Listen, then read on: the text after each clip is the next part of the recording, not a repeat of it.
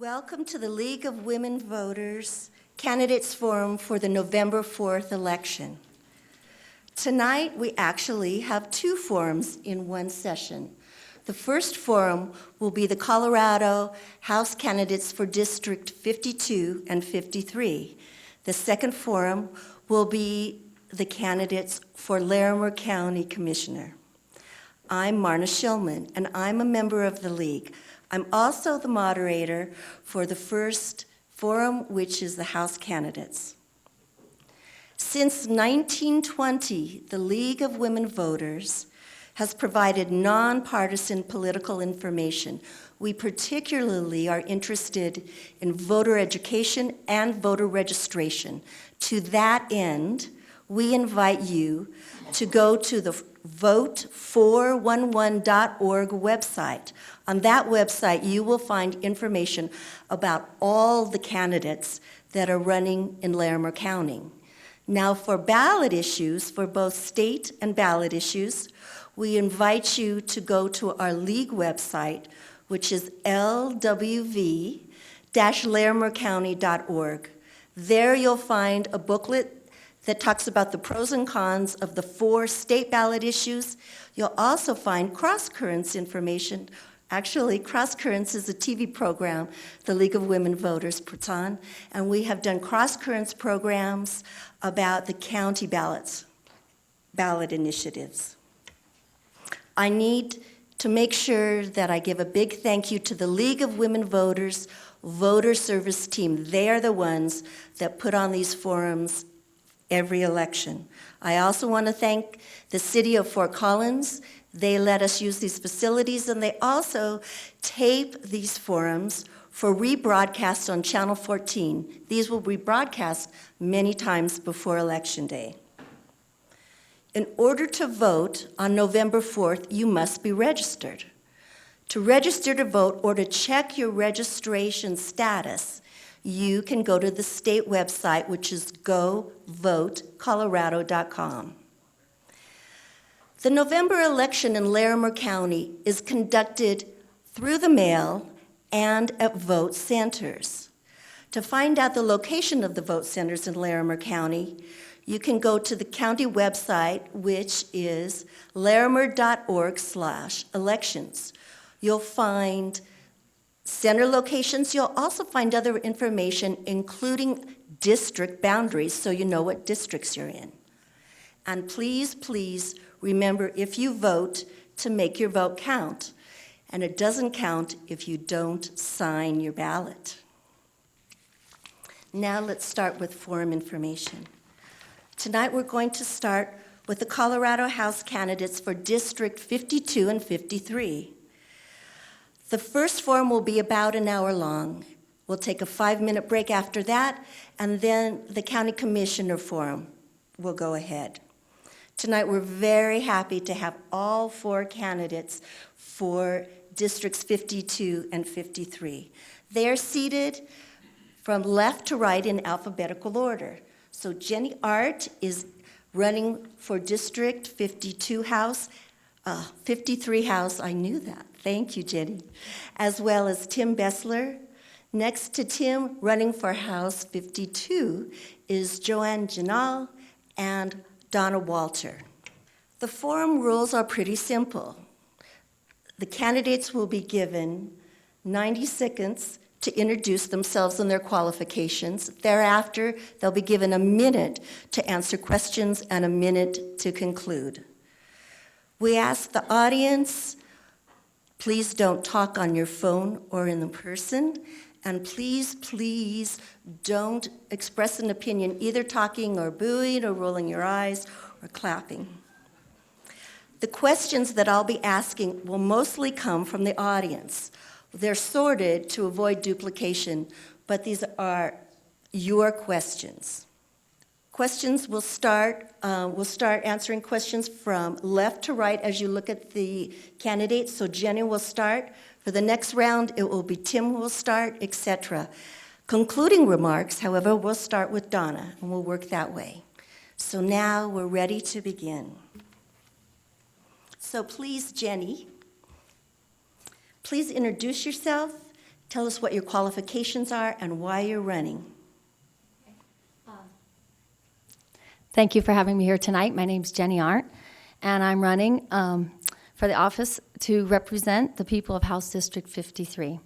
And here's why I think I'll be an effective voice for us at the legislature. I've dedicated my life to public service and helping professions. From the Peace Corps to my profession in special education, serving on 2 school boards and now on the Commission on Disabilities for the City of Fort Collins, my life's work has been service, and my goal has been to be useful to my community.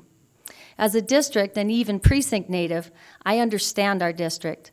Over the past year, I've held 29 house parties in different people's homes. My team and I have knocked on 7,500 doors, and I personally have knocked on almost 2,000, listening to concerns, issues, and values of the people in our district. I've also spent the last 15 months learning issues that are important to our district, including water, transportation, and health care. All of these issues are outside of my own profession of education. I'm a tireless worker and a firm believer in our amazing country and our system of representative democracy. I'm an incurable optimist, and I truly believe that when we come together with goodwill and an eye towards solving solutions, we can meet the challenges of our future. Thank you. Thank you. Tim? My name's Tim Bessler. I'm also running for House District 53. I've been a software engineer and data analyst for the last 10 years, the last 4 for Hewlett-Packard.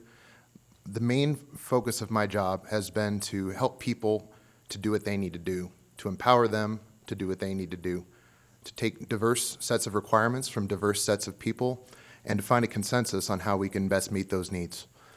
I was born in Illinois, and I've got to Colorado as soon as I could. I came to Fort Collins in 2002, and I've been living and working here ever since. I graduated from CSU with a degree in business administration and specialized in information systems. So I'm going to take that skill set of detail analysis, critical thinking, and working with diverse sets of people to accomplish things at the State House. Thank you. Joanne? Thank you very much. And I want to thank the League of Women Voters for having us here this evening. I am Joanne Janal, and I am running for re-election for House District 52. It's been a true honor and privilege to represent the citizens of Fort Collins in the past 2 years. As your state representative, I will continue to work hard to build a better and a stronger, more secure middle class, to provide good-paying jobs, and to increase workforce development, to be a voice for everyone, including children, seniors, disabled, veterans, and others who have no voice. I'm committed to making sure we can raise our children in a state where we have access to affordable health care, to a quality education system, to a strong economy, and a natural environment that's safe and retains the beauty that attracts so many people to our state.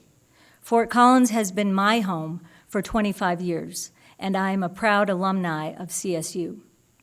I am a bioscientist who has been an educator, a research scientist, and a successful businesswoman in the healthcare industry. My background and training brings a very valuable perspective to the legislature. I have passed many bills with bipartisan support. Serving my constituents means being an advocate for the issues that affect all Coloradans. I'm running to continue the great progress that we have made for the people of Colorado. Thank you. Thank you very much. Thank you for the opportunity and inviting me for this evening. My name is Donna Walter.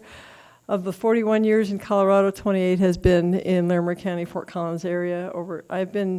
I've had over 27 years in the natural wellness industry, and I hold the credentials as a board-certified naturopathic doctor, master herbalist, master iridologist, and natural physician via the UK.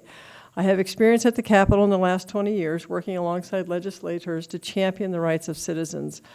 I've been concerned with the size, efficiency, and effectiveness of government. I feel our current state legislature is losing touch with Colorado voters and becoming increasingly intrusive. Having studied and taught constitutional law, I understand the role of government, a cooperative defense of individual liberties within our constitutional republic. At the Capitol, I will work to keep community control of providing educational opportunities relevant to our children's future, thereby excellence in education, healing our healthcare, to work to create a system where people have more options, and energizing our economy by lowering barriers that limit economic expansion, and enable workers to keep more of what they earn. I look forward to expanding on each of these thoughts this evening, and I am looking for sensible solutions for all Coloradans. Thank you. Thank you. Tim, here's the next question. What are your top 3 priorities, and how will you address these if elected? Well, if you go to my website, I've got a lot of detail about a lot of positions, and the top 3 are education, civil liberties, and transparency of government. And so I want to work across the aisle for solutions that we can all agree on. The Board of Education voted 4-3 that Colorado should get out of the Common Core standard and retain control over our educational standards. And so I think that simply following the advice of our experts on that board would be a good course of action. Additionally, I also want to focus on restoring the billion-dollar deficit owed to schools in the negative factor, and also making testing more sane and human for evaluating teachers, so that an art teacher's compensation and performance isn't tied to English and math tests. In the civil liberties realm, I am very, very strongly believing in absolute individual liberty, and so that spans issues from left to right, and I'm sure we'll elaborate on that later. And lastly, transparency. I want to ensure that government is accountable to the people and that people have access to their government. Thank you. Joanne? Thank you very much. Thank you very much. My top priorities in Colorado are education, the economy, and also my third priority is healthcare. As far as education goes, we need to continue to build a strong educational system to make it one of the top in the nation. And we need to continue to pass bills that will help our K through 12 as well as higher education. An example of what I've done in education in the past year is help with the School Finance Act to increase that amount of money given to public schools for $55 million. Also to make sure that we target vulnerable student populations, K through 3, for reader readiness, and also to make sure that I need to stop you. Sorry, Joanne. Oh, I just Time's feel like I up. got started. Thank Sorry. you. Thank you, though. Donna? Thank you. My top 3 priorities at the Capitol will be to work on our economy. I am going to try to work on getting no, I'm not going to try. This is what I'm going to do. I'm going to get the government so much out of the regulating business and more into actually defending our liberties, and so that our small businesses can then thrive and produce the jobs and opportunities for people. Healthcare, we need to have more options for people so that they can actually work with their doctor instead of having the insurance company between them and their doctor and the choices that are made. And excellence in education, I too believe that Common Core, being a federal program, does not represent what our local needs are. Thank you. Thank you. Jenny? Sure, thank you very much. My top 3 priorities are, I'm glad that we all agree on public funding for public education. That is an identified need that we are 49th in our country. Supporting our higher education is not where I think we need to go as a state. So preschool through graduate school, including Front Range, strong support for public funding for public education. Secondly, we must be vigilant in the conservation of our environment. This includes getting the statewide water plan that's due on the governor's desk soon, getting it right. Third, we must continue to nurture the legacy of innovation in Fort Collins and support our business community. Good jobs and good businesses and exciting sectors are the future and the hallmark of Fort Collins, and we're going to work hard to maintain that. Thank you. Now, Joanne, I'm going to ask the next question and ask you to start. What is the single most important challenge facing your district, District 52, and what measures would you continue or initiate to resolve that challenge? I'd just like to probably pick up where I started on the first question. The major challenge that I find in our district from knocking on doors and talking to my constituents is that their concern is our educational system and the fact that it needs to be adequately funded at both the college level and at the K through 12 level. And Colorado State University is a top employer, and it's an economic driver in our community. So it is not a surprise that both students and workers want to see a robust investment in our university. And again, that is one of the most important issues that I find knocking from door to door and talking with constituents is the education of our children and higher education. Thank you. Donna? When visiting with the voters in this district, I have found that their main concern seems to be health care, and the fact that many of them are now have lost the policies that they did have, and the policies that they now have are costing more money than what they did have and providing less. And they're concerned about the small businesses, how they're going to be able to provide for their employees with not knowing what's going to happen in 2015. So healthcare seemed to be the greatest concern in when I've gone and visited with the voters in the district. Thank you. Jenny? Well, I'm going to go back to education. We just have to invest in our future and the future of our children. More specifically in education, I'm very concerned that our higher education, especially Front Range Community College, could be in danger of losing its mission if we don't keep them as a low-cost alternative. We need to support CSU and also K-12, and specifically in K-12, I'm concerned about, as a special educator, the wraparound services that we provide that are support services to the students in the classroom. Additionally, one more big concern is our water. And that's going to continue with our rising population to be one of the top issues in our district, our state. I'm going to need to stop you. Thank you. Tim? Thanks. I've heard that education and healthcare are both very important to everyone, both K-12 and college education, with tuition costs rising and with the turmoil that our schools are in with constantly changing testing schemes. I've heard from a lot of people who did not get to keep their healthcare plan. But I think the best way to ensure that we can get past that is to get past the my way or the highway partisan gridlock that we seem to see at both the federal level especially and somewhat at the state level. And I'd like to work cooperatively with people to find solutions and just spend some time listening, to spend some time getting together with people and finding out, well, what's the problem?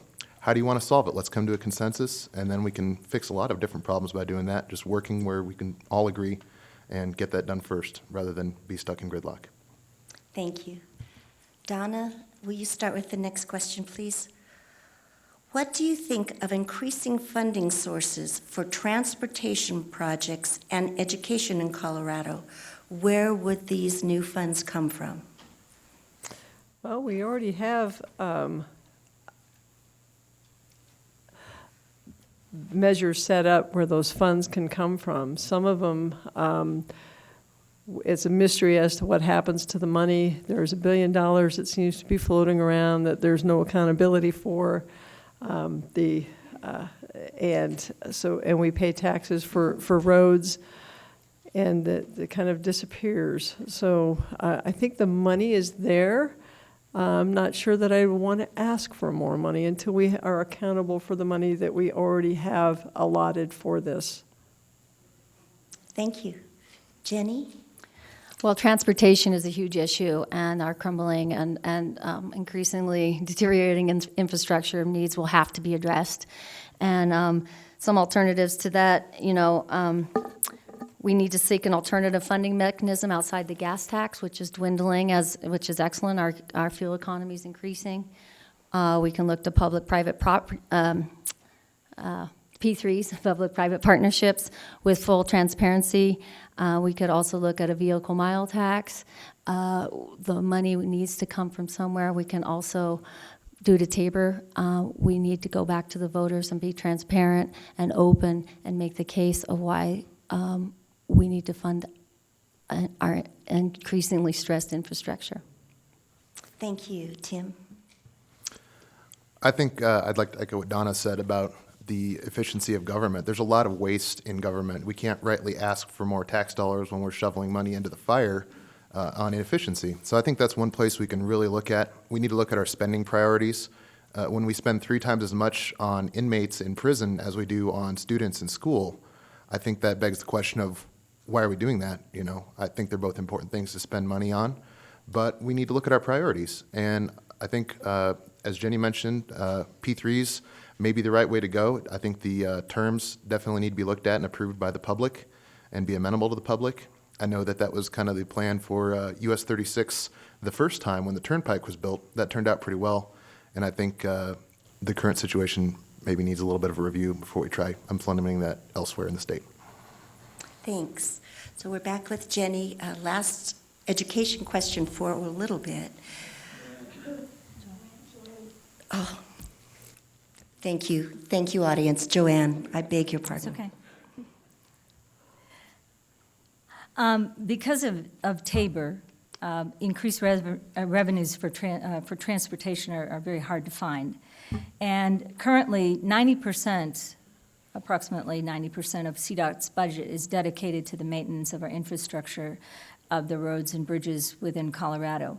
And the top priorities are I-70 and areas around the metro area. We need to innovate and find different ways to meet the demands of an increasing population. We need to look at widening North I-25. Public-private partnerships, if done properly and transparently, are one good solution. I agree with all the others who have said that. We can free up CDOT resources if we use this for other maintenance projects, and we can accelerate projects that would otherwise take an indefinite period of time. I am also in favor of multimodal transportation systems. Fort Collins has already taken key steps with the Mason Corridor, with the MAX project. And perhaps one day we can see a rail line that goes from the Front Range and from northern Colorado down to Denver. But again, I think that all of these... I need to stop you, sorry. Thank you. Thank you. Okay. Jenny, do you support Amendment 68, which establishes a K through 12 education pool to be financed by expanded limited gaming at horse game tracks, racetracks? No, I do not. That is an initiative brought on by a company out of Rhode Island to leverage our rather liberal barrier to create a constitutional amendment. And I don't believe that gaming is a constitutional amendment type thing that we want in our Constitution. We do need money for education, but I believe that that's their entree into trying to gain votes for that, and I'm not in support of Amendment 68. Thank you. Tim? I think the point of 68 is well meant as far as generating more revenue for schools. I'd also agree that I don't know if the Constitution is the right the right area to put it, but I think if we look comprehensively at state law, at amending our law to permit more business to flourish and to generate more tax revenue for our schools, that's a good thing. So in principle, yes, and in practice, probably not. I need to do a little more review on that to be sure, and I'd be open to input on that from constituents and advocates on both sides. Thank you. Joanne? I would vote no on Amendment 68 because, number one, it looks good for education. However, the education it's seeking is only in a certain area of the state, and it's affecting Aurora. And actually, the gaming industry in Central City, Black Hawk, and Cripple Creek we want to keep it up there instead of bringing it to Aurora and bringing it to other areas of the state. It's really something that I feel is not really going to help our education and increase educational dollars. I think it is something that is a backdoor to gaming for a Rhode Island company that really isn't concerned with what's going on here in the state of Colorado. I think our gaming industry should remain in the mountain towns that it's in right now. Thank you. Donna? Thank you. I would not vote yes on 68. I'm not in agreement with that either. I agree with Tim that the point is well-meaning. But I think the best way to go about getting the funds that we need, is creating more primary jobs by growing the economy. I think that will produce the revenues that we need for use. Okay, now we're going to start with Tim. In 2013, the Colorado legislature made it illegal for gun magazines to hold more than 15 rounds. Since then, there's a pending lawsuit over the magazine ban and background checks, and that lawsuit's been filed by 54 of 62 sheriff counties. What is your position on this issue? Well, it's a very complex issue, and I think one reason that it's a valid challenge is not just the result, but also the manner in which it was accomplished, that citizen comment was suppressed and it was ramrodded through the legislature. That's one of the examples of something that the process is screwed up that incited me to run for office after thinking about it for a very long time. Another thing is that, the tragedies we experienced in Aurora and at Sandy Hook and other places around the country are absolutely terrible. But what's ignored a lot of the time is the city of Chicago experienced an equivalent of 2.5 Sandy Hooks per month in 2012. That was over 500 murders, 1 to 2 people a day. And if we want to solve that problem, which accounts for literally 99+% of gun violence, we don't need to look at the instruments. We need to look at poverty. We need to look at gang violence and domestic violence, which is the cause of the majority of gun violence. If we want to make improvements to help people in their everyday life, that's where we need to start. Thank you. Joanne? Thank you. Not any of these gun safety laws that we passed in Colorado restricts law-abiding citizens to get the ability to own or to use a gun. We have a responsibility to protect our community from gun violence. And Colorado's gun safety laws are making it hard for the severely mentally ill, the convicted domestic violence abusers, for dangerous people to get weapons. The laws protect women, children, abusive partners, the general public from gun violence. And Colorado has seen its share of tragedy. We have passed 3 gun safety law bills. And again, they protect a person for background checks and close the loophole that allows 10 to hundreds of thousands of guns to be sold online without a background check, and now that can't be done. High-capacity magazines are limited to 15 bullets without reloading. That gives us time to stop that shooter, possibly. Thank you. Thank you. Donna? Well, Tim, I needed to ask you for my lifeline on that one, so your answer was very good. What is the cause? What's behind this? Why do we feel like we need to regulate a gun when it's not the gun or the magazines that are the issue? And having like Tim mentioned, Chicago, it hasn't stopped the violence in Chicago. And law-abiding citizens, it's not the law-abiding citizens that are the problem. And people are still going to get guns. And the mentally ill, that's a disease, like cancer. So are we going to restrict people that have cancer from having guns? Where will it stop? It's a right. That's our job as legislators, to protect your liberties. And that is one of your rights. Thank you. Jenny?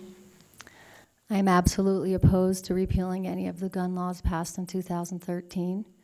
You need a background check to go on a field trip with your 5th grader.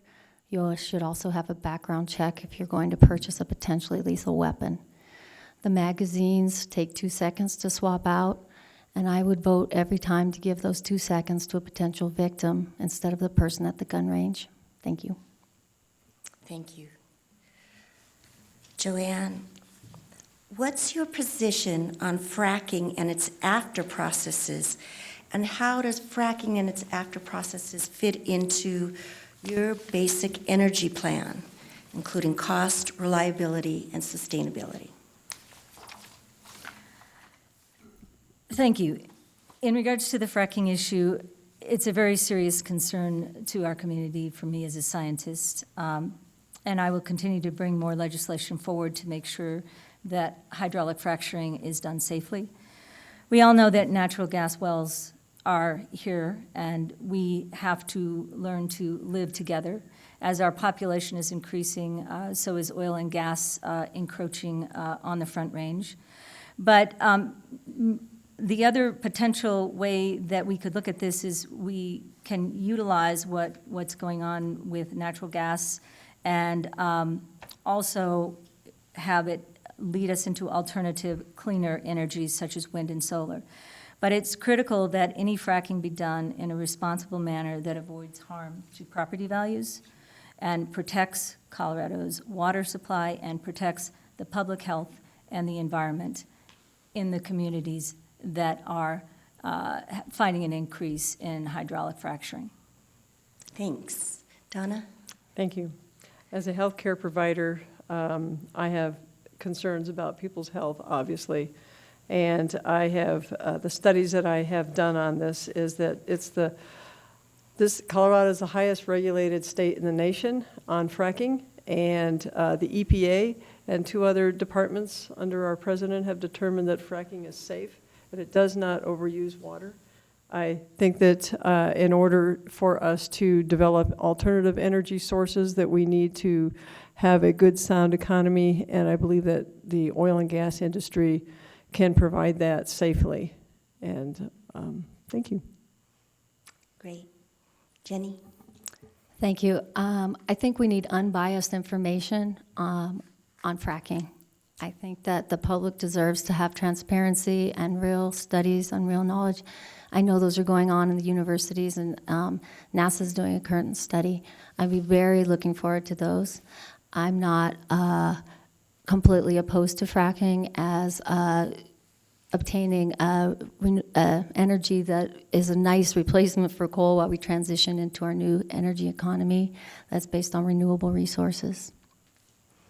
Thank you. Tim? I see it as finding a balance between the property rights of homeowners and the property rights of oil and gas investors who are helping to generate economy and jobs for our state. Obviously, if there's scientific evidence that we have problems with it, where it causes damage, we should take action there. But by and large, it's been a process that's existed for 60 years. It's grown in scope, but there are, as mentioned, we have some of the strictest regulations in the country. And the EPA has even said that natural gas is a better alternative than coal. And as we transition to other technologies, I think that's a good way to go. It's much cleaner. And in addition to renewables, I'd like to look at thorium. Thanks. Thanks. Donna, how will you very specifically work across party lines if elected? Well, I've developed relationships down there. That's the first step, is to being able to work across party lines. And it's not an us, a them, and a lot of finger pointing. It's coming to sensible solutions, and sometimes that takes some hours behind the scenes on discussing things, because that's basically how bills are done, is a lot of talk, a lot of communication. And I'd like to continue that and make it even more than it has been in the past. It's not about my way or the highway. I agree, Donna. It's based on relationships, and it's also based on finding common ground. For an example, I've been endorsed by the Colorado Rural Electrification Association, and I'm not going to represent a rural area. When they met with me, I listened to their concerns. I heard what they had to say. I allowed them to educate me on their issues. I didn't expect an endorsement from them, and they gave me one. So I think that that's an example of, they said, you know, Jenny, we just want you to have an open door and listen to our concerns. I said, absolutely. That's just sort of my style. Thank you. Tim?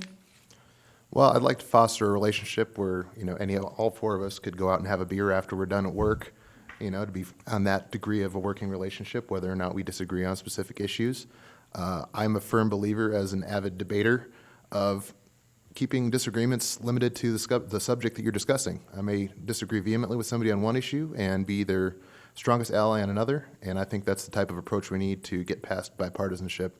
I'll consider it a failure if I've voted straight down the party line, because neither side has a monopoly on good ideas, and I'd like to recognize that and have others recognize that, and I want to lead a change in that direction, to listen and to consider everyone's point of view and information. Thank you. Jenny, will you please explain your position on amendment? I did it again. I'm sorry, I do apologize. It's quite all right. In the last 2 years that I've spent down at the Capitol, I have found reaching across the aisle to not be as hard as everybody thinks it is. We do work together. We listen to each other. We may not agree with our viewpoints, but I have found that more than not, we have commonalities. And bipartisanship, at least in the House that I've seen, does exist. We've passed many bills. I've passed many bills that have had bipartisan support. So I will continue to reach out to my folks across the aisle and work with them, listen to them, and come to some common ground. And bipartisanship does happen in Denver. Thank you, and I do apologize. Jenny, will you please explain your position on Amendment 67? That amendment would recognize unborn children as persons in the Colorado Criminal Code. I am absolutely and unequivocally opposed to Amendment 67 on all grounds. Thank you. Tim? I completely understand Heather Sorovik's tragic loss of her child in the car crash that took his life. But at the same time, I think that 67 has unintended consequences. It goes too far by being too vague. It doesn't have enough it doesn't define what it's trying to define. By the same token, I think the State House already addressed that with House Bill 1154, which made it a criminal offense to terminate a pregnancy without the consent of the mother. My own mother miscarried twice. Before having me, I was a last chance baby. And it's a very personal issue to me because I'm just horrified by any notion that something could make my mother potentially a suspect of criminal negligence or child abuse. And so that's where my opposition comes from. Thank you. Thank you. Joanne? I oppose Amendment 67. It bans all abortions in Colorado, including those of rape and incest, when a woman's health is at risk. It also restricts access to birth control pills, to IUDs, to emergency contraception, and if a woman is pregnant with cancer and wants to end their pregnancy, she could potentially go to prison. This is government interference at its best, and it doesn't protect a pregnant woman. A woman's health decision is between her and her physician, not the government. And this amendment goes too far. It is not choice, and I'm against it, and I will be a no vote on 67. Thanks. Donna? Thank you. My vote also on Amendment 67 would be no. I believe that the bill is not clear enough to protect people that are not intentionally trying to do an IUD, et cetera. I don't think that's the role of government. The government is not to be making certain decisions. Government is to defend your liberties, and it's not to be involved in your personal life and personal decisions that you make. That is not the role of government. So I believe this is an overreaching bill. So, Tim, may I ask you, the county is proposing to extend the current tax of 0.25% for open spaces until 2018. What's your position on the county specifically, and then protecting open spaces in general? Well, as an Eagle Scout, I pretty much grew up in Colorado's forest since I was just a little kid. I have a deep place in my heart for the forest and for our open spaces. I spent a lot of time there growing up. And so to me, I think it's important to sustain that and to make sure that we have that for future generations to enjoy. Thanks. Joanne? I too agree in the fact that I believe that we should pass this sales tax because it was very good foresight of some people many, many years ago in this community who had the plan for open spaces. And we need to protect them and preserve them, because one of the reasons why we enjoy Fort Collins so much is because we have places to hike and places to fish and places to enjoy nature. And I would totally support this tax for open space. Thank you. Donna? In general, I support open space. I'll have to read this one a little bit more clear because many times there's little things that are thrown in that have nothing to do with what the bill is supposed to be about. So I am a supporter of open space. I'll have to do more research on that one. I'm an advocate of the continuation of the open space tax. I've also personally donated to the campaign already. As we increasingly urbanize and face population pressure in Colorado, it's absolutely essential that we preserve open space areas for our health and well-being. Joanne? Do you support commuter rail service from Fort Collins down to Denver and to Colorado Springs and to other cities? Absolutely support commuter rail service. I think it's something that would help reduce the congestion on I-25.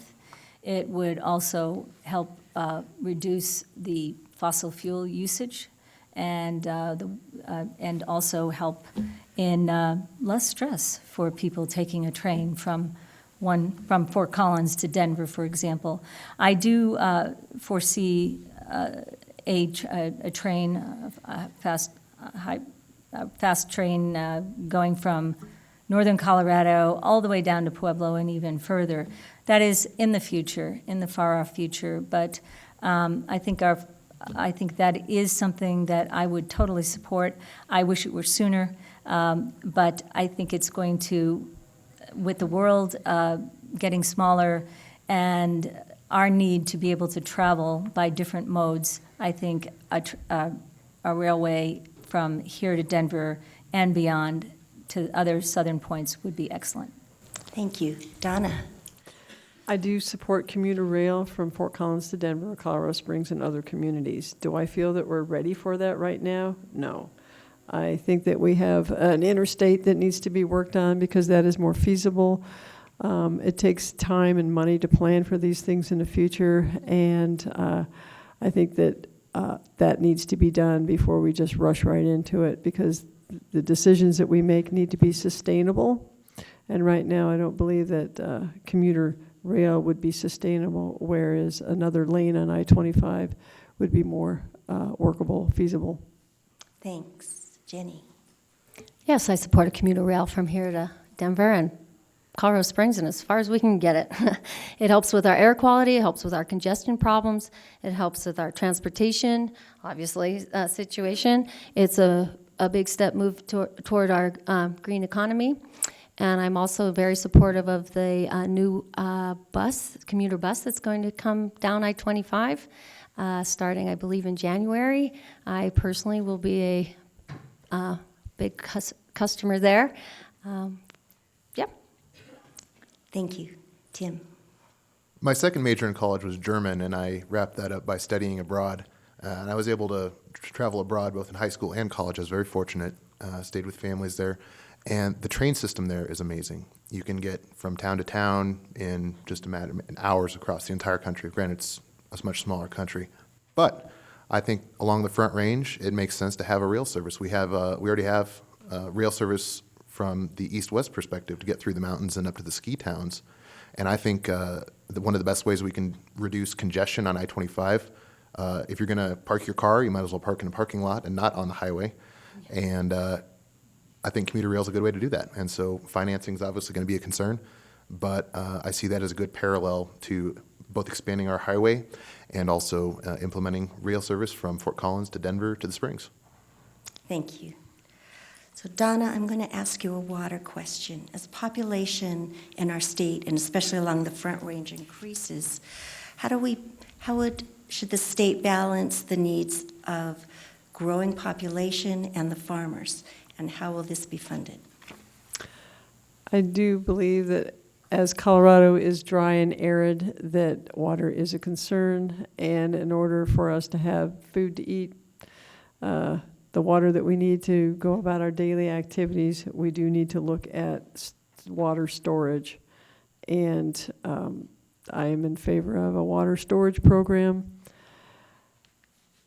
I haven't decided how we're going to fund that yet, because right now a lot of us are kind of, we're like a rubber band at the end of our taxable ability, and so probably some private financing to go along with that.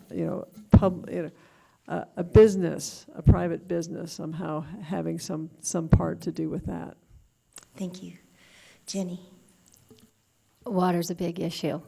But I just want to echo the words of our Governor Hickenlooper, and says every conversation about water starts with the word conservation. We have a long way to go in that. The legislature's been trying to make some inroads in that. I'd be happy to join that. I've shown a lot of interest in that, attended many seminars, and everything from legal seminars to ag seminars across the past year, 15 months on that. Randy Fisher, the current state representative from our district, has been a water leader in our state. And I share much of his views and would like to work very hard to continue his work. It's essential to preserve our agriculture, and we know that. And we sort of have to look at all of the above options, but I first think that we should do what's right and conserve as much water as possible. Thanks. Tim? Conservation is a big point that we need to focus on, both with water and energy. Both of those can help us meet our goals today rather than tomorrow. I think it's important to ensure that whatever we do for a water plan, that we preserve the Poudre Canyon and preserve the natural habitat that we have to go work and play in and on our weekends. And for some of us who are full-time forestry people, those folks are out there doing good work. Another thing is no farmers, no food. I like food, I like farmers. So I need to make sure, we all need to make sure that we support agriculture in this state and make sure that whatever we do for a water plan supports them as well. So I think there's also a misunderstanding that there's this either or proposition about storing more water or doing conservation. I think we can do both. As we saw with last year's flood, it would have been awesome if we could have just put some of that into a reservoir instead of having it go through town a little bit too much. Thank you. Joanne? Thank you. I've supported various water conservation measures throughout my term. And to me, I will always consider water as the new gold. And hydroelectric generation, we looked at an incentive bill that streamlines the process for small hydroelectric facilities.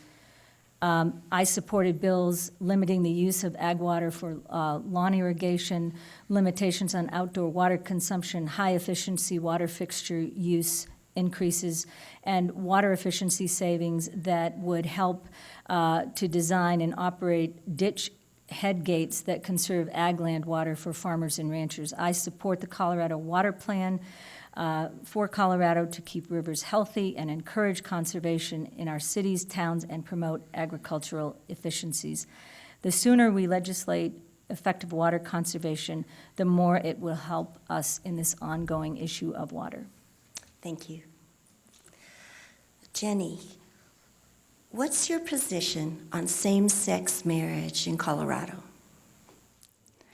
I am fully supportive of marriage for everyone. I'm not even sure I like to call it same-sex marriage. It's just marriage. And two people who love each other should be able to have marriage and also have the full rights under the law afforded to them. Thank you. Tim? In talking about this issue, I think the only relevant concept is that no matter what you call it, whether it's a civil union, whether it's a marriage, whether it's a contract, whatever you call it, the 14th Amendment to the United States Constitution guarantees equal protection of the law. And the Constitution is the supreme law of the land, and I think that pretty much covers it. The courts have ruled consistently that that's the case, and so I think it's already decided. Thank you. Joanne? Well, as a member of the LGBT community, I've been an ardent supporter of equal rights for people of all orientations within the state of Colorado, and I believe that full marriage equality is on its way to Colorado. It's just a matter of time. In fact, it's a matter of time before it gets through the whole nation. Our state constitution currently prohibits a full marriage equality, and this will be the ultimate resolution to this struggle for civil rights that has gone on long enough. I did co-sponsor the Civil Unions Bill in 2013.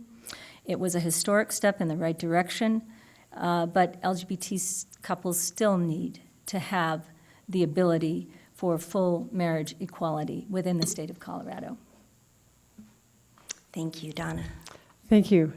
I believe that this issue will be settled soon by the Supreme Court. I also don't believe that this is an issue that the government needs to be involved in. I think that we have a right as citizens to make contracts with one another, no matter what sex, what gender. And I believe marriage is a religious institution, and if two people want to get married, I believe they should have the right to go to their pastor, their priest, the leader of their religious organization, and go ahead and have that ceremony performed. That's not a government. That's not the place for government. Tim, what's your position on Proposition 104, which would require open school board meetings for collective bargaining negotiations? Well, as I mentioned earlier, transparency is a focal point of my campaign. I want to ensure that you, the public, have visibility to how your money is being spent, how your teachers are being compensated, that provide a very important service to your children, which is helping to build their education. So I haven't heard any cogent arguments against more transparency, and I think that's the way we should go, is have transparency. I'd be in favor of it. Thank you. Joanne? Thank you. I am totally in favor of transparency, and I believe that if you don't have transparency, then what are you hiding?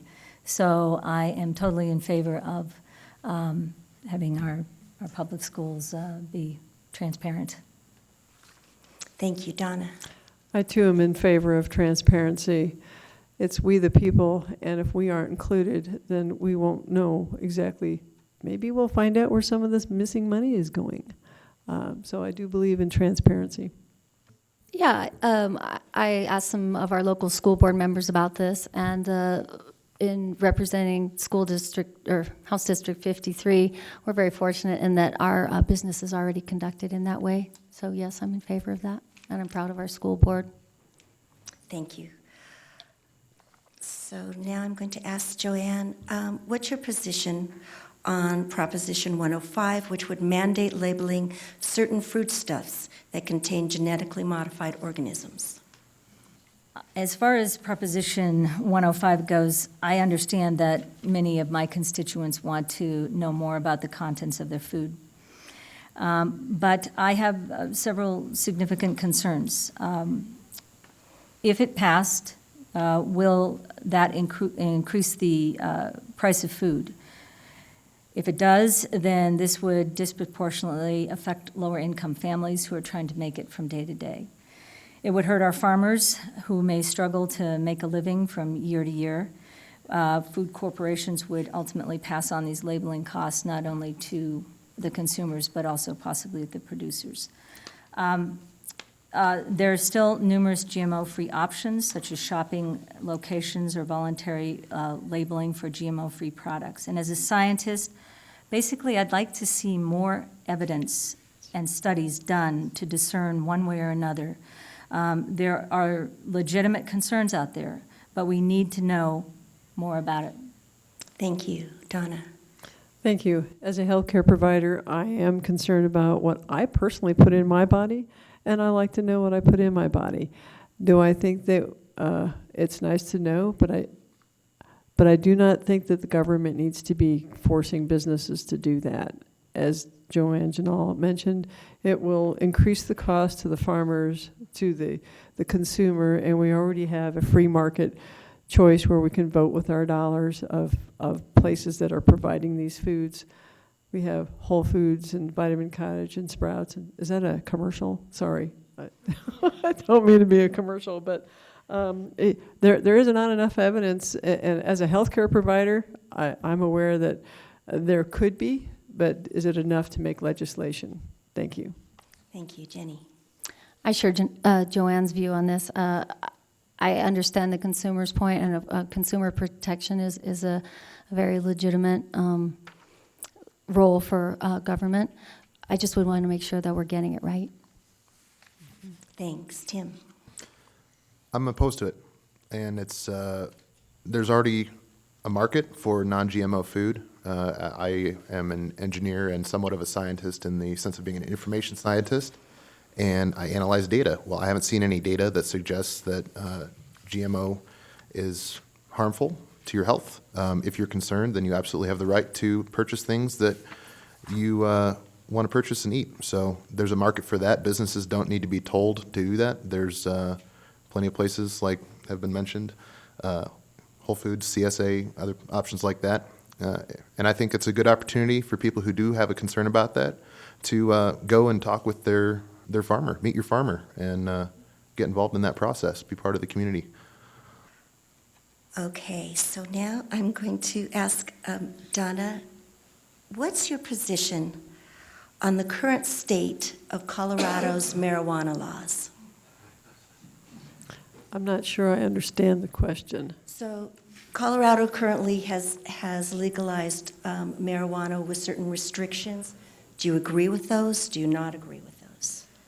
I'm not sure that it matters whether I agree or not. It's a law. It's a part of our constitutional amendments now, and now what we need to do is figure out how it affects people when they're driving. When are you intoxicated? Children.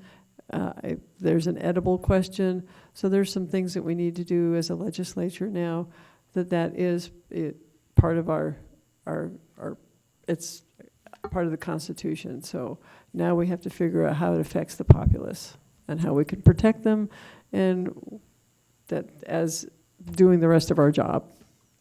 I agree, Donna. It's the voters spoke, and they passed Amendment 64, and it is in our Constitution. And that's exactly right. We're going to continue to look at the regulation and make sure we get that right.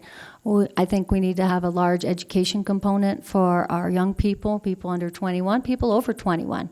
What are the implications? Because it's more concentrated now, I believe, than it used to be. Also, I really think we need to keep a strong eye on the edibles and make sure that we're getting that right in terms of not confusing consumers with, again, it's a consumer protection issue, being transparent on the label, what's the dosage. I have toured the local marijuana industry here, and I was absolutely impressed by the level of security and regulation and care and attention that went into that operation. I think, again, Fort Collins pretty much gets it right. Thank you, Tim. I'd have to concur as well. I don't see the point in telling someone they can't cultivate and consume a naturally occurring plant if they do so without posing risk to others. I think it's important to ensure that we don't have people driving while under the influence of marijuana, just as we don't allow people to do so with alcohol. And there's a lot of people out there who think they can, and I think it's a very important public awareness issue. I think education is going to be focal to that. I think the fact that we're bringing in a fair amount of money from taxation of commercial operation is good, and there's other opportunities with hemp, for example, but in general that there's not really a legitimate state interest in prohibiting it or changing the constitutional aspect as it stands, simply ensuring public safety with regard to it, as we do with alcohol. Thank you, Joanne. The passage of Amendment 64 made Colorado the first place in the world to legalize marijuana for adults over 21. It also required an excise tax on marijuana sales for the first $40 million to go to public school capital development, which I think is, or capital construction for schools.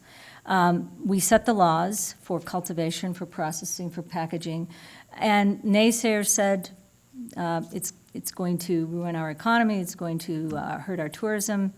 Not so. We've had an overall decrease in crime rate from 10.10 or 10.1% in 2013 to 5.2%.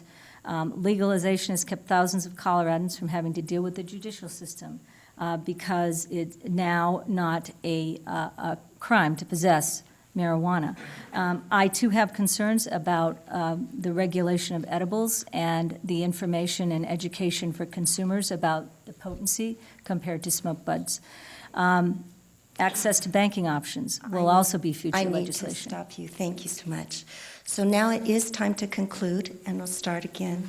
Donna, you have 1 minute to give us your concluding remarks. Thank you. As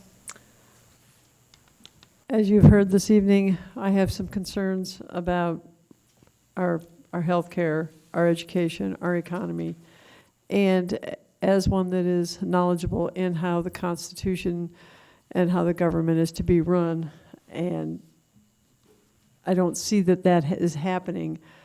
I would like to, the more we legislate personal responsibility, the more things actually cost, and it makes it more difficult to actually be a successful economy.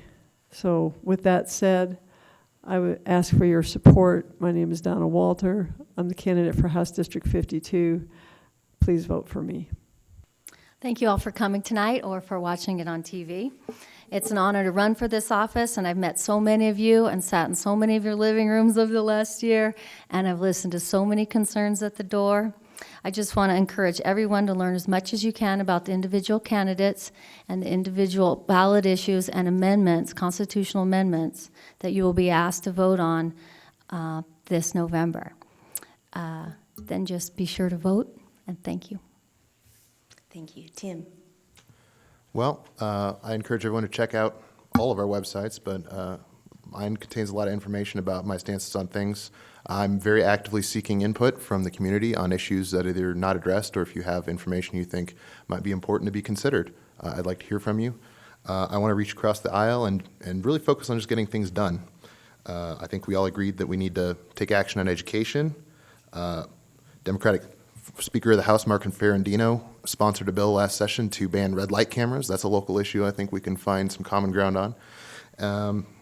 And just look for ways to solve problems together. So I think my experience as a problem solver of fixing broken systems for the last 10 years as a software developer and data analyst will be applicable to all the issues that face our state. And I think that's the approach that we need in the State House. Thank you. I'm Tim Bessler. Joanne? Thank you to the League of Women Voters for putting this on. It's been an honor to serve you as your state representative for the past 2 years. And I've worked hard to ensure that Fort Collins remains one of the best places in the country to live, to work, and to retire. And in my first term, I fought hard for education funding for small businesses and our economy, for protecting the health of our natural environment and our community, and for a healthcare system that is affordable and accessible to all. When reelected, I will continue to pass good policies for a strong economy, for a quality education system, for affordable health care, and a healthy environment that's safe and beautiful for future generations to enjoy. I believe that the citizens of Fort Collins deserve a representative who will work for all of our community members. I will continue to give my community coffees, topic forums, and one-on-ones, and I'll never forget that I represent you, and I am your voice at the Capitol. Thank you. And thanks to all of you, the candidates for Colorado House District 53 and 52. We really do appreciate you helping us understand your positions. Now we'll take a 5-minute break, and we'll resume with the forum for candidates for County Commission. Thanks. Good evening. Welcome to the League of Women Voters Candidate Forum for the November 4th election. My name is Susan Gutowski, and I will be your league moderator. This portion of the forum will focus on the candidates for Larimer County Commissioner, District 1. Just a reminder, although all of our candidates must live within the boundaries of District 1, they are voted for at large. This means that all voters, no matter where you live, you may vote in the county commissioner's race. We are pleased to have all three of our District 1 candidates in attendance this evening. They are seated in alphabetical order by their last name from left to right. As you face them, our candidates are Lou Gator, Kathy Gilliland, and Eric Sutherland. Now, a quick review of ground rules. Each candidate will have 2 minutes to introduce themselves and explain why they're running for this office. After that, each candidate will be given 1 minute to respond to questions, most of which have been submitted by the audience, and then screened to avoid duplication. Timekeepers are seated in the front row. They will display a 30-second warning and signal to the candidates when their time has expired.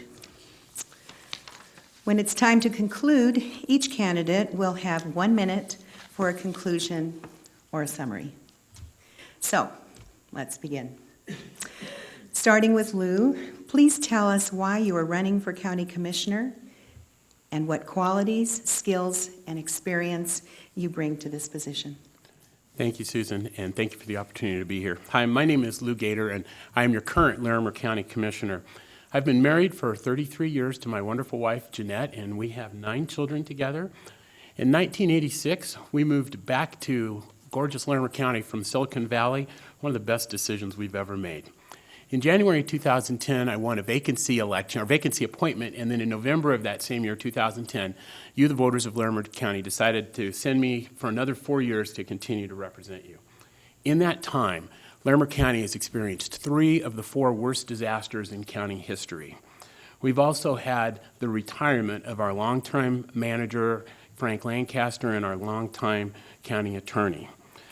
These significant changes have required a very strong connection and collaboration with your current Board of County Commissioners. And together, we have worked together to get through these changes and then start to move forward towards the future. We've created a strong strategic plan that has us set going forward for the next 5 years, looking from now to the next 5 years. And we started working with our community and economic development leaders and citizens to figure out what should Larimer County's role in economic development be and how do we go about that. We've made great strides in Larimer County. However, we still have a lot to do. And that's why I want to run and be your county commissioner for another 4 more years. I will continue to champion the effectiveness and efficiency to make Larimer County more effective and more efficient. How do we tune up our operations to be even better? And then I will work with our community to continue to strengthen our economic development role, to understand what our role is in Larimer County, and make sure that the entire county is on a strong economic footing from our cities to our small communities. Thank you for your time. Kathy. Well, first of all, I would like to thank the League of Women Voters, the people here that are participating, as well as the people that are watching on TV for this opportunity. I am running because I know I can provide Larimer County with strong leadership to meet the challenges and opportunities that will determine the Larimer County that the future generations will experience. I have the breadth of knowledge to recognize the challenges and opportunities and the fortitude and passion to do the hard work necessary to find reasonable solutions. I have 20 years of public service to Northern Colorado and have actively participated in many regional boards and commissions on things like water management, energy, workforce, open space, transportation, and economic development, and that does not include all. I have served 3 terms as mayor of Loveland, Colorado, and 3.5 years as Colorado Transportation Commissioner at the appointment of the governor. I bring with me a strong business background, both as a manager for HP and Agilent and as a small business owner and rancher. My diverse expertise gives me an ideal background for addressing both rural and urban issues. I have the experience and the passion to lead Larimer County and would appreciate your support. Thank you. Hi, my name's Eric Sutherland, and I'm a 25-year resident of Larimer County, all that time spent in the city of Fort Collins. I'd like to thank Susan and Marnie moderating this evening and all the League of Women Voters for putting this program together. It's always a great way to kick off a campaign season and let the residents of Larimer County know who's up for election. I'm running for election in Larimer County because I see significant problems with the way the current Board of County Commissioners and staff of the county is integrating its services in with the needs of the community. There's a huge disconnect between the services that are needed in the rural areas, which are experiencing the largest growth in population and contain the largest percentage of the population and tax base in the community. I feel sometimes that the county commissioners see their role as serving unincorporated Larimer County, and I want to shift that focus back to everybody in Larimer County is Larimer County resident, including the citizens of Loveland and Fort Collins. And we really want to take a look at what sort of services that they need. I also see significant problems associated with public finance in Larimer County, especially the sustainability of the county's finances itself, and the deleterious effects that tax increment financing has had in this county, and I want to correct for those. Generally speaking, I see a lack of vision within the county as to where it needs to go. It's not quite in sync with the visions that the two major municipalities, Loveland and Fort Collins, have set out for themselves in terms of transportation, human services, energy efficiency, et cetera. And I'd like to bring a focus on those issues into the Board of County Commissioners. Thanks a lot. Thank you. Well, we'll start the questioning. Let's start with Kathy, and we'll ask you your question. What do you feel will be two of the greatest challenges for Larimer County in the next 4 years, and how will you address them?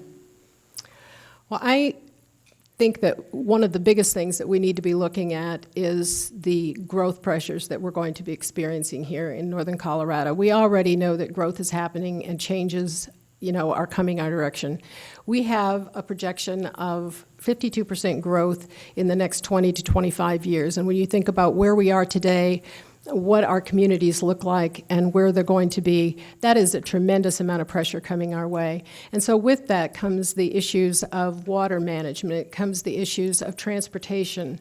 How are we going to continue to keep the quality of life that we have today, and our natural resources that we all enjoy when the pressures of growth are so significant? And so we have to do a lot of planning within the communities, and I think that means a lot of transparency, a lot of collaboration, understanding where they want to go, and how does the county play into that and help make all of that happen. Thank you. Eric. Great. I'm going to touch on the same subject that Kathy just mentioned about growth and sustainability in our community after I talk about what I think will be the primary problem that Larimer County is going to face, and that's going to be public finance at this point in time. There's kind of a perfect storm that has hit the county in terms of its financial affairs, with expirations of sales taxes, slow growth in property taxes, and then followed on by, of course, two very significant natural disasters in the last 2 years that have depleted the county's reserves. At the same time, the county's made a commitment to build a new building down in Loveland. I'd like to honor that, but it's going to take another $5 million that the county doesn't have.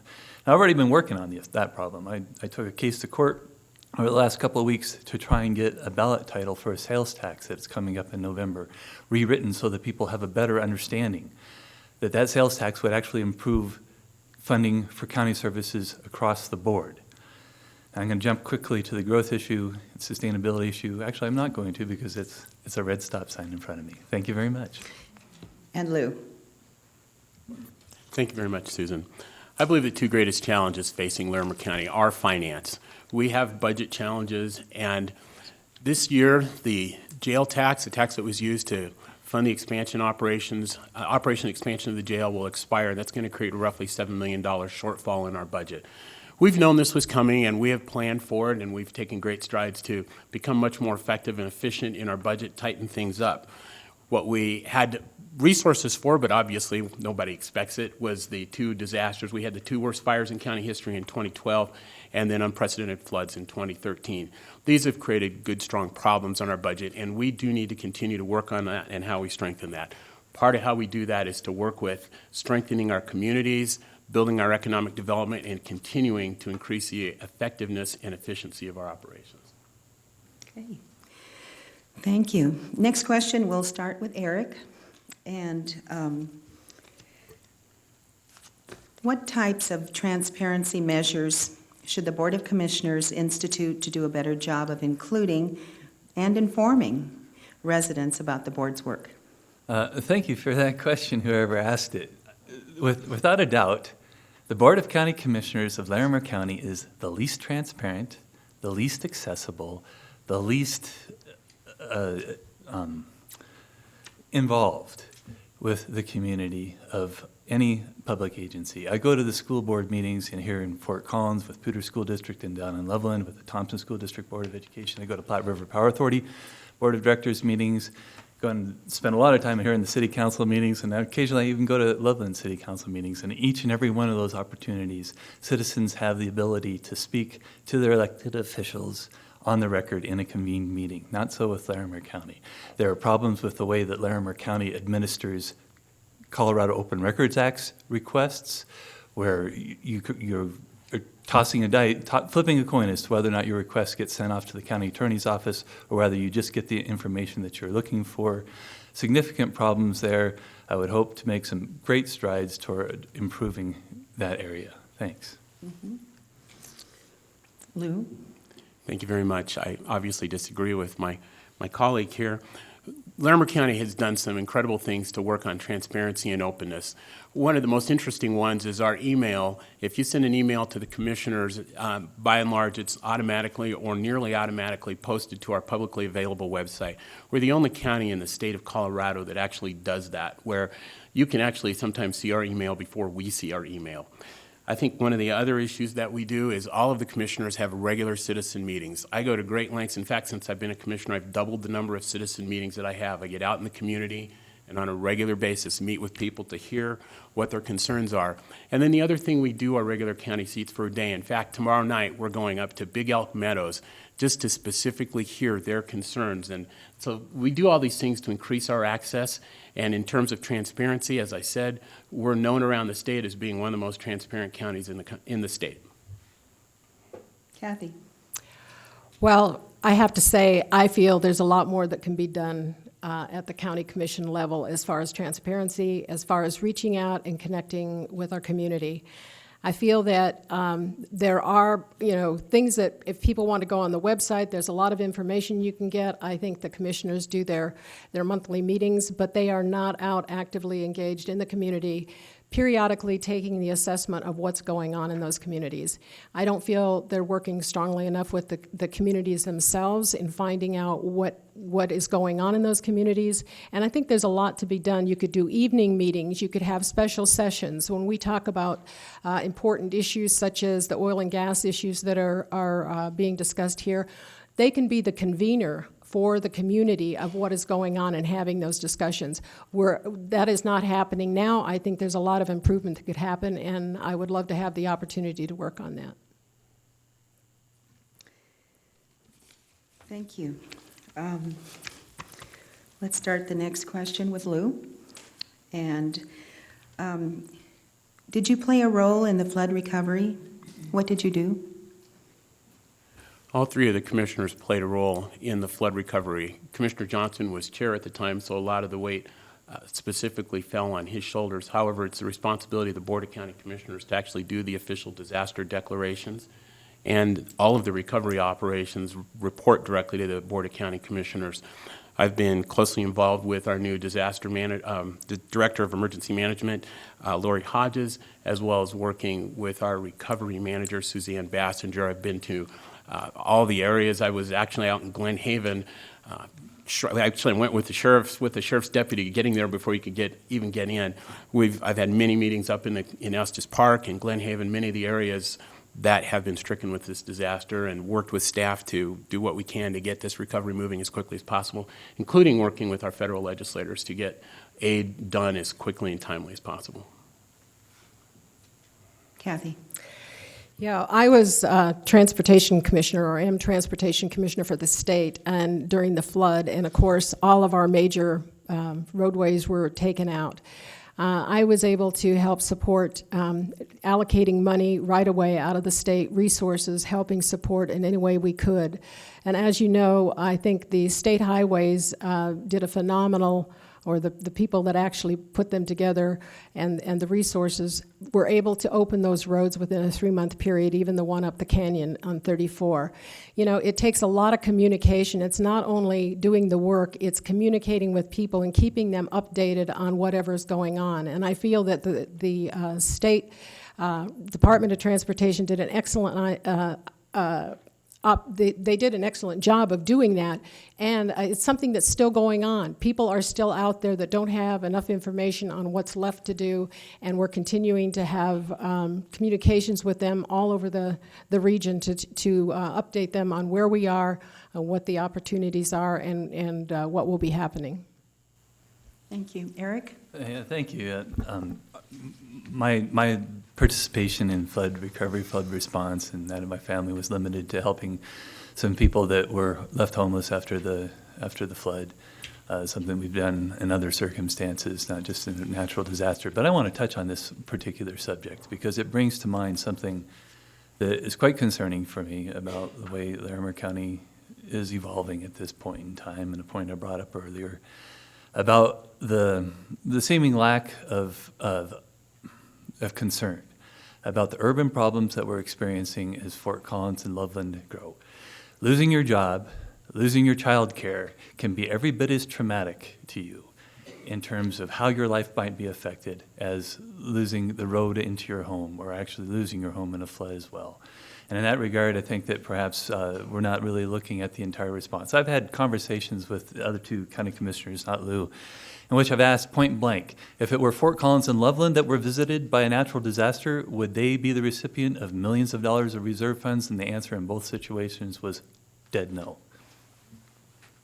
We'll start the next question with Kathy.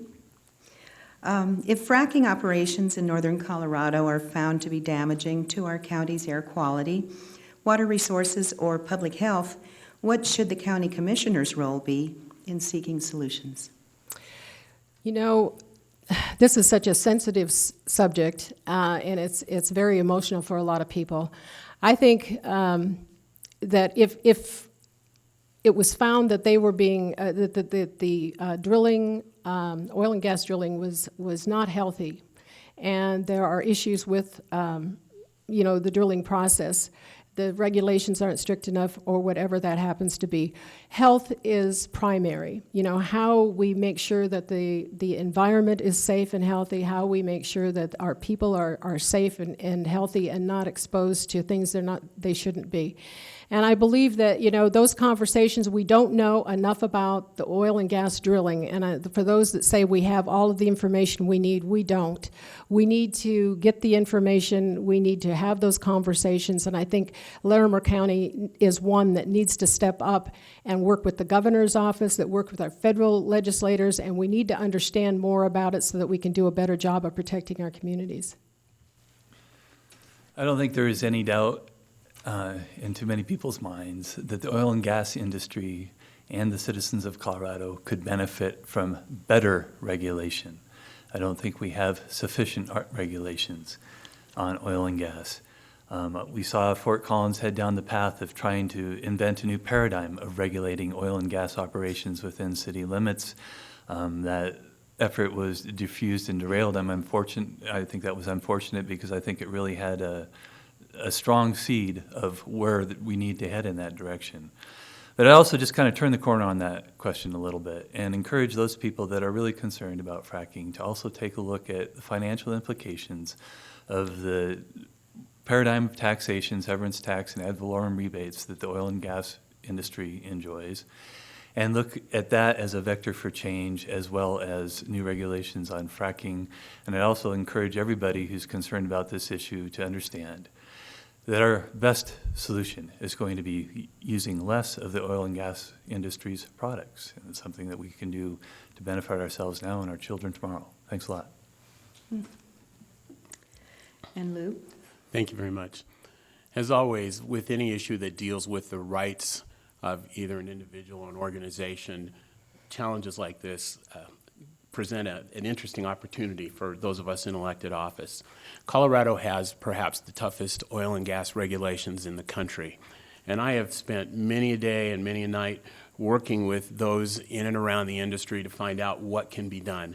I spent a long time talking with Arapahoe County about what their regulations are, as they have some of the best model regulations for a county in the state of Colorado, and how can we work in Larimer County to work with our oil and gas industry to come up with things that would address these.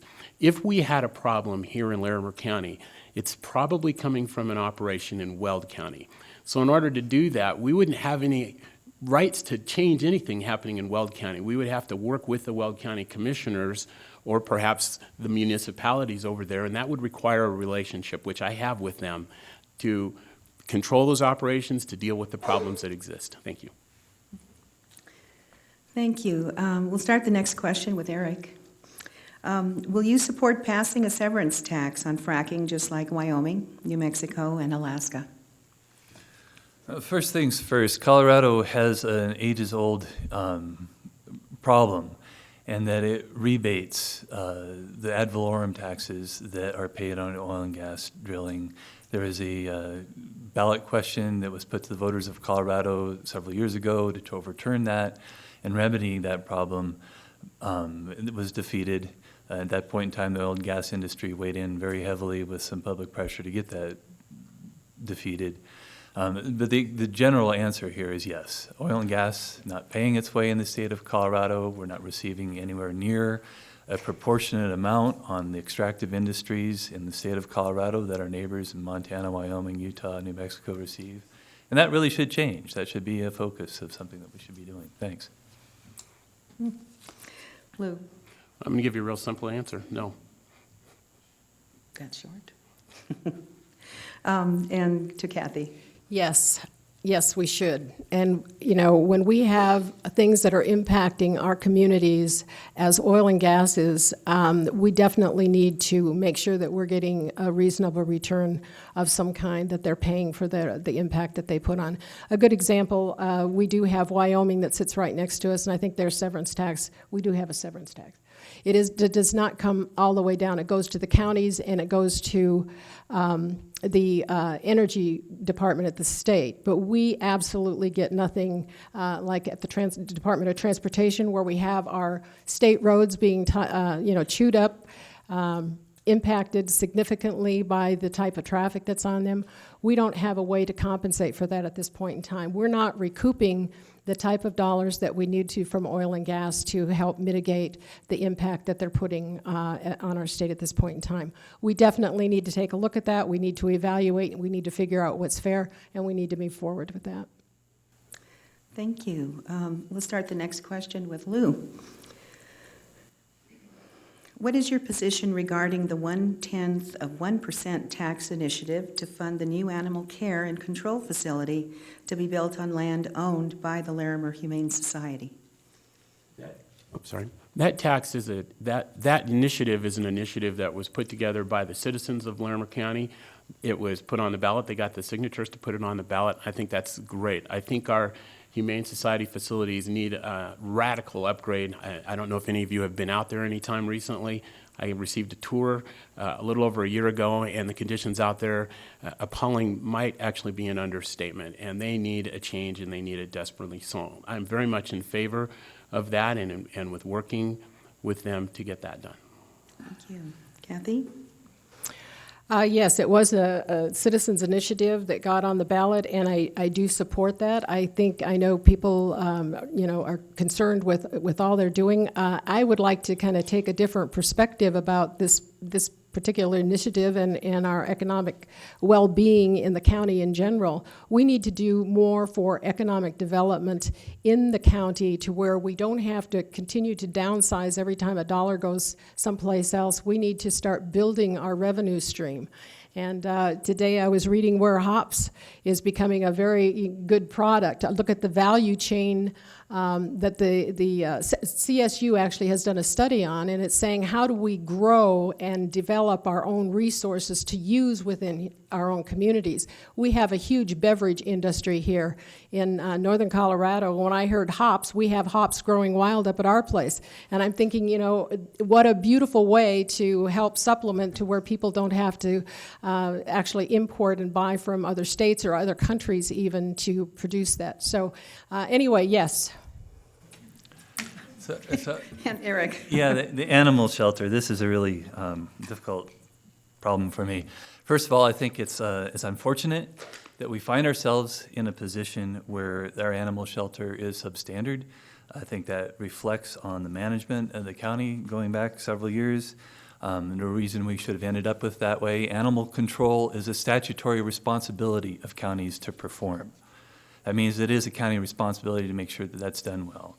And I think it's unfortunate that citizens find themselves petitioning onto the ballot with the sales tax question. And here's where I ended up problems. It's very problematic. I've been through the language of the petition and the agreement that was just signed with Larimer County that the county commissioners just approved. It has things like no bid contracts for unspecified amounts for contractors in there. the whole thing will end up costing the taxpayers of Larimer County about $25 million. Animal control is not a problem right now that demands a $25 million response. It demands a response. It demands something that will make things work better. But, unfortunately, we've ended up in a situation that I don't think really represents the best interests of the taxpayers, the animal community, or the Humane Society. Thanks. Thank you. Let's start the next question with Kathy. The proposed CSU stadium has been a controversial local issue for quite some time. What are your opinions on this matter? Well, I don't think this is really something that the county commissioners are going to sway one way or the other. It's up to the community as to whether they want to support this or not. I guess the one consideration that I have or concern is from a transportation perspective. As a state transportation commissioner, I'm concerned about what it will do to, the flow of traffic on College Avenue and around that surrounding area. And I don't think we've been to the table yet. So other than that, I don't have an opinion either way. Thank you. Eric? I love Hughes Stadium. I'm kind of biased. I lived out by there, but it's a great place to play football. I like CSU football and wish the Rams all the best. They've got a good season going this year. And I think that over time, people are going to kind of settle on in agreement with me. It's a great place to play football. We don't need another stadium built anywhere, let alone in the middle of Fort Collins, which is already experiencing a lot of problems associated with rapid urbanization, et cetera. And go Rams. And Lou? I think the challenge about what role the county has with regards to the jurisdiction of another government agency is something commissioners deal with on a very regular basis. And I think the stadium is a great example. If Tony Frank comes and asks me my personal opinion, I will tell him. However, I do not believe it is prudent for myself or any other commissioner to tell CSU what they should or shouldn't do with something within their jurisdiction. We try very hard not to do that, whether it's the university or honestly even with our cities. And as you know, we had a challenge with the city of Fort Collins around the mosquito issue, and there are times where the county does have to assert some authority, and then that requires rebuilding relationships with county city council and other issues. But by and large, with regards to CSU Stadium, I believe it's the decision of Colorado State University, and I don't believe it's something the Board of County Commissioners should be weighing in on. Okay, thank you. You must have anticipated my next question. You must have ESPN, right? Eric. Yeah. What is your opinion about the Larimer County Commissioner's decision to overstep the Fort Collins City Council's authority and spray for West Nile within the city limits for the first time in 25 years? Well, there were two things missing in that decision leading up to it. One was direct participation with the city of Fort Collins as they developed their mosquito spraying policy. Sometimes I look at the Fort Collins City Council and say, well, you guys go way overboard on developing policy statements and such, like put too much into it. And in that particular case, it might have been that way, but for the better. The two city employees that conducted that policy investigation and policy development did a fantastic job. The city council vetted it thoroughly, and at the end of the day, respecting their opinion was something that the county commissioners should have done in the absence of their own participation in developing that policy. The other thing that Larimer County has not done in this situation, which it should have done, was engage in other preventative measures that affect the entire county. It's another one of these situations where if you live in the cities, you're not really a full-fledged Larimer County citizen, and yet Larimer County has the responsibilities for providing health services and health maintenance in the county government. Thanks. Thank you. Lou? So this is an interesting question, and I like it very much. And so I want to clarify something right out of the bat. The decision was not that of the Board of County Commissioners. However, we all unanimously and wholeheartedly endorsed the decision. The decision was rightfully that of Dr. LaBailey and the Board of Health, and they have the statutory responsibility and obligation to protect the health of in our case, Larimer County, whether you're within or without municipal limits. I can tell you from many conversations with Dr. LaBailey in the weeks leading up to and then the days before that ultimate decision that this was the last thing she wanted to do. She did weigh in on the city's process. She did provide that information to council and worked with their staff to try to set these guidelines. And I will tell you, having read the CDC guidelines, if the county had waited until the city reached those decisions, we would have met the CDC's guidelines for being in a West Nile epidemic, not approaching one, but actually being in it. And we'd already met the criteria for approaching an epidemic. I wholeheartedly support that decision. Thank you. Kathy? Well, Dr. LaBailey is the answer to the decision that was made, but I have to say that the communication was really lacking. This is something that was very emotional, again, for the community of Fort Collins, having a policy that was in direct conflict as to about what was about to happen. And I think it could have been handled in a way to where they could have opened it up, taken more public comment, worked with the community of Fort Collins, and had, again, this collaborative discussion, if nothing else. And I think that it is something that the county needs to do on a regular basis. It's not something to wait until there is an issue, there's like this that comes up. They need to be talking to the community. They have to have more openness, more transparency around these issues. And I think that would have helped this whole situation. I think the decision that was made had to be made. I think because it overlapped with the county and it was in this area that was really at risk, it needed to happen, but it could have been done in a lot better way. Thank you. We'll start the next question with Lou. How do you get input from rural Larimer County where you might be the first elected official? Where I might be the first elected, sorry, threw me there for a minute.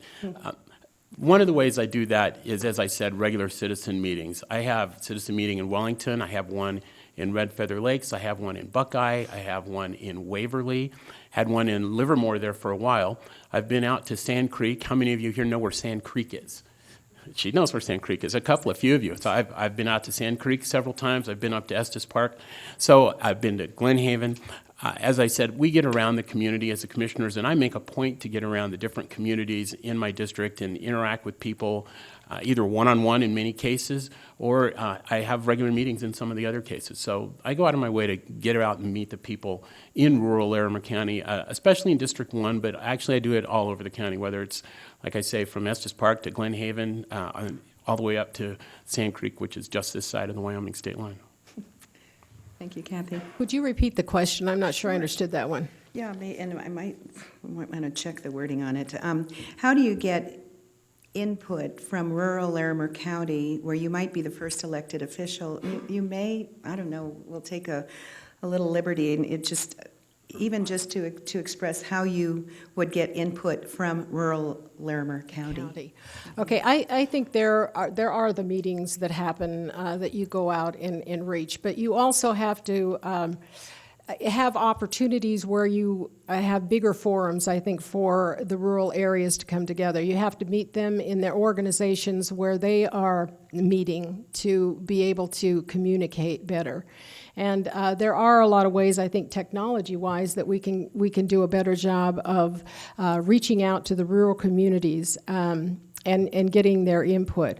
But the basic thing, I think, is just opening up, having public comment on an ongoing basis, going to where they are and asking for, what their issues are. Thank you. Eric? Hi. Yeah, I really appreciate that the citizens in rural Larimer County, unincorporated Larimer County, reached out to me before in the past, even when I was running for mayor of Fort Collins. I would hear from people in Larimer County saying, Eric, could you please do something about this Box Elder Stormwater Authority, which is a partnership between Fort Collins and Larimer County. We're being taxed illegally, our money's being wasted on a stormwater project that doesn't mean to be done, and now I'm finding out that, well, plans were to condemn and destroy farmland is associated with that. People have looked to me to put that project back, and I think I can do that. I really think that there's a difference between holding a citizen meeting with people where you bring 1 or 2 county employees with yourself and spend about an hour and 15 minutes of an hour and a half talking, as opposed to going and setting up a meeting where you listen to people and your concerns, and you let them dialogue amongst themselves and problem solve amongst themselves, picking up all along on the threads of their communication. That's how I think you figure out what the problems are and what the solutions are. Thanks a lot. Thank you. Let's start our next question with Kathy. And there's an affordable housing crisis in Larimer County and northern Colorado. What can you do as a county commissioner to create solutions to this problem? Please share your ideas. Well, I think, first of all, we need to make sure that as employers, we're paying our employees a rate that they can afford to buy housing and afford to live where they need to. I think they can work with the different communities in how they're working with their affordable housing. We all know that there are situations where we have people that are working very hard, don't have enough necessarily to pay a lot for the type of housing they have, and encourage that all the development that does take place needs to have some kind of an affordable housing component to it, and that you have areas that you continue to work on that to make sure people that not only have a place to live that they can afford, but also that it's safe and it's a decent place to live as well. But I think it is the county does need to have and play a role in that assuring that people have that opportunity. Thank you. Eric. This could quite possibly be one of the most complex and intractable issues to face local government here in Larimer County, because you're dealing with market forces which government has very little control over. You're dealing with population growth and expansion and other things that government might have a little bit more of control over, but still not enough to affect the solutions that we all need. And in that regard, the one thing that will surely produce better outcomes than we're receiving right now is a uniform approach between the two major urban areas, Fort Collins and Loveland, and I think Larimer County could go a long ways to facilitate that. There are sources of funding, there are sources of other incentives to create new affordable housing. You add those all together and it's still not the total solution, something that we're going to need to work on. And there's again an area where I think that, as a traditional provider of social services, where the municipalities really weren't all that involved in social services until recently, Larimer County has a much larger role to play in that field than it has been playing. Thank you. Lou?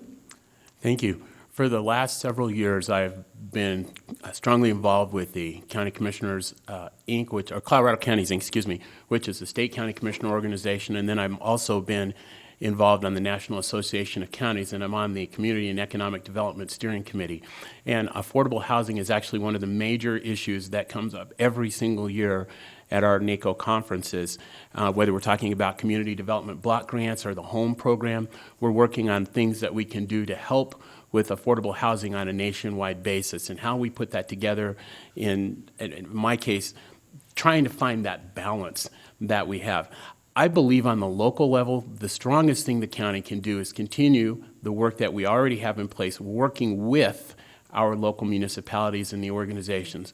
Most of the affordable housing is going to happen within city limits, and so the best thing that we can do is make sure that the programs we have in place and the rules we have in place work well with our cities, and that's one of the reasons I've worked hard to have strong relationship with our city councils. We'll start the next question with Eric. What is your position regarding the ballot proposal to extend the expiration date of our current Larimer County jail tax from December 2014 to December 2039, and to dedicate the revenue to the operation of the entire jail rather than just the new addition? Well, I want to encourage everybody to please vote yes on Larimer 1A, which is the sales tax that was just referred to. I'm calling it the jail tax on food, because anybody reading that ballot question could be easily confused to think that this measure will only fund the jail. It won't. Funding a jail is a statutory requirement of county governments. The amount of money that the jail will actually receive is not really going to be changed significantly if this ballot question passes or fails. What will change, what will be impacted, is everything else in the county. And in that regard, I did take this title to court and challenged it to trying to get it changed, to give voters a better understanding of the fact that it will fund things like parks, like immunization clinics, like social services across the board at the Board of County Commissioners' discretion. I think there's a lot of people that have already been confused and have come out dead set against voting for a jail tax because they don't want to fund jails. I don't want to fund jails. I want to fund things that keep people out of jail. I want to fund things that prevent us from having to pay for jails in the future. In that regard, I think that the extension of the sales tax is very much necessary. It's an unfortunate ballot title. Thanks. Mm-hmm. Lou? And I want you to repeat the question because I want to make sure I answer your question. Sure. What is your position regarding the ballot proposal to extend the expiration date of our current Larimer County jail tax from December 2014 to December 2039, and to dedicate the revenue to the operation of the entire jail rather than just the new addition? So as a sitting county commissioner, it would be very improper for me to take an advocacy or an opposing position on any measure that the commissioners put on the ballot. Having said that, the reason the commissioners put that on the ballot is that tax brought in approximately $7 million this year. That revenue goes away at the end of this year. We realized that due to the Tabor language, this would be the last time we would be able to put it out to the voters to ask to extend that. If that revenue goes away, we are going to continue operating the jail. However, other programs will suffer. If the voters do choose to extend that tax, every dime that comes in on that tax will be spent on the jail. However, it does free up other money to be used to either keep other programs in place or to allow us to strengthen our economic development efforts, for example, or some of the other efforts. Now, as an individual citizen, as a private person, I plan on voting for the tax. Thank you, Lou. Kathy? Yes, I agree. The tax is something, or the extension of the tax is something that absolutely has to happen. I do think that with the extension of this, we need to continue looking at the jail process and the expenses of that, and hopefully find some ways to take money out of what we have to put into operations there. I would love to see some of the money going to invest in our youth, in education, in preventative opportunities, to look at the mental health of people and how we're addressing that, the people that are using our jails that get picked up that may be homeless, that get put into jail and cycled through back out to the street because nobody is helping them. So there's a lot of other things that we can be looking at, I think, as well as, but yes, I do support and think there's a great need at this point in time to extend that tax. Thank you. Let's start the next question with Lou. And what particular problems, if any, do you anticipate the newly passed marijuana law will present to Larimer County? We were concerned when that marijuana, especially it's technically called the recreational marijuana, or the retail marijuana, I think is actually the correct term. And we had a lot of concerns. The sheriff had actually former DA Larry Abramson had very strong concerns about a potential increase in crime. And so the county commissioners decided to go very, very cautiously. And we approved the 2 medical marijuana places that had already been in. We gave them first cut, and we said we will do 2 retail establishments. We wanted to take a little time, walk very carefully. We heeded the Board of Health's advice with regards to edibles, and so we banned edibles. And we wanted to do the first 2 and give it time and see what the impact was, what the results were. There were many people who told us we should just open it up or have a dozen or whatever, and we felt like, once you give somebody something, it's hard to take it back. We wanted to go slow and see how the community reacted, see what changes we had, and then decide if we needed to pull it back. Right now, we have had no complaints or problems with the 2 retail marijuana establishments in unincorporated Larimer County. Okay. And Kathy? Would you repeat that one more time? I'm sorry. Sure. What particular problems, if any, do you anticipate the newly passed marijuana law will present to Larimer County? Okay, well, I think it is the law, and so we have to work within that scope. And we do need to make sure that, it's safe. We've got something that was put into law. The regulations were not in place before that, and so now we're trying to play catch-up. And so now we need to address the issues such as who has access to it, what is the potency, how is it delivered so that it doesn't get into the hands of young people, and how are we going to manage that over the long term? So I think there's a lot of things policy-wise that we need to be looking at, we need to be mindful of, and at the same time we also have to realize that it is legal and that we'll be moving forward. And so those are the things that I think I would look at and focus on as far as policy from a commission level, and also working with the cities and communities as to what they're experiencing and what they're looking at. Thank you. Eric? Education, treatment. Education and treatment. Since the entire issue of marijuana got fast-tracked or was going to be fast-tracked in Colorado, that's been my message to public officials, that's been my message to school boards, that's been my message to the community at large. We really need to step up our efforts in this area, because quite honestly, it is not the devil's weed, but it's not the most innocuous thing in the world either. And people do suffer negative consequences from marijuana, and those negative consequences can be suspected to increase with greater availability. And at large, I think we're on a positive track. But I would like to see our governments more involved in those two words, education and treatment. And there's area there where Larimer County can make a significant step forward. It does fund substance abuse programs through its partner Touchstone Mental Health, but there's a lot of more things that we can do in that area as well. Thanks. Thank you, candidates. Now it's time to conclude, and you have 1 minute to summarize your positions or give concluding remarks, and we'll start this time with Eric. Hey, thanks a lot, Susan. There's just never a day that I wake up here and that I'm not just feeling real blessed to live in Larimer County. I think it's one of the sweetest places on the whole globe. No place else I'd ever live. Thing that makes it most special about it is the people who live here. And I constantly run into people with great ideas, things we can do in energy and transportation, different ways that government can be more involved with people's lives in a very positive, functional way. We can get much better returns on the investment that taxpayers are making to fund governments. And that's just what motivates me. It has motivated me for the last 7 years that I've really been intensely involved, mostly with Fort Collins politics, but also just regionally, what's going on here. And I just see a significant need to make a significant culture change in the way Larimer County is doing its business, looking at what the urban communities are setting forward as far as their vision, policies, and goals, and helping them to pursue that, along with keeping rural Larimer County rural, because that's what everybody wants. Thanks. Thank you. Lou? Sorry, I thought you were going to go to Kathy next time. Oh, we were just going to swing it around again. Okay, no problem. Well, thank you, Susan, and I want to thank the League of Women Voters for this opportunity to give the voters a chance to interact with the commissioner candidates. It's an important race and it's an important job, and in many places we are the first elected official. I like that. We're the first. I had somebody call me and say, well, you're the first level of government I can interact with, and so it's an important job.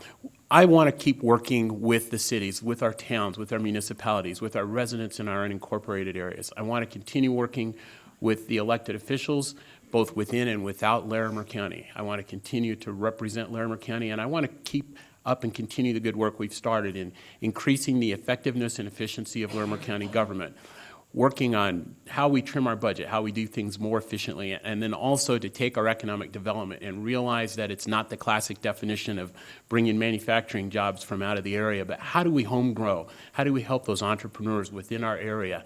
How do we create the next OtterBox? So thanks again for your time. Thank you. And Kathy? Well, once again, I'd also like to extend my thanks to the League of Women Voters for this forum and the people that have participated this evening and the people that will be watching this. I think you have a clear choice in your selection for county representation this election. I bring the breadth of experience and ability to lead that is critical to preserving and evolving the quality of life in northern Colorado. I will work on building relationships, being inclusive for all, and bring a commitment and passion for the county. I don't just talk about what I will do, but my record of involvement demonstrates what I have done on behalf of the county and what I am doing to make and keep it the place we love and call home. Join me, and together with your vote, I will continue to work to provide leadership and representation for all. This election is not about me, it is about you and your quality of life. Please give me your vote and give me the opportunity to represent you and all the residents of Larimer County. Please visit my website at kathygilliland.org. And with that, I will say good evening. Well, candidates, thank you for helping the voters better understand your positions. Please give all of our candidates who participated this evening a round of applause.